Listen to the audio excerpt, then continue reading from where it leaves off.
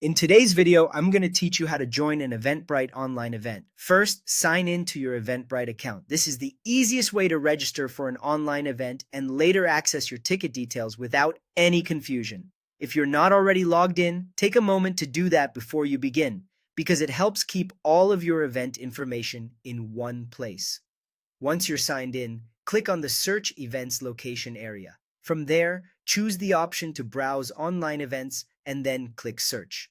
This will show you virtual events instead of in-person ones, making it much easier to find something you can attend from home.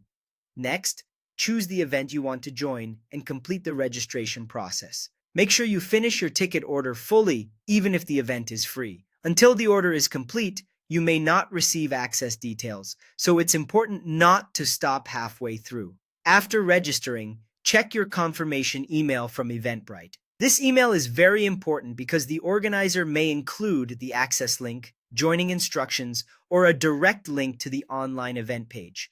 It's a good idea to keep this email somewhere easy to find so you can return to it when the event starts. When it's time for the event, there are a few ways you can join. One option is to open your confirmation email and click View the event. This is often the fastest method, especially if you saved the email earlier. You can also visit the event page directly and click Access the event.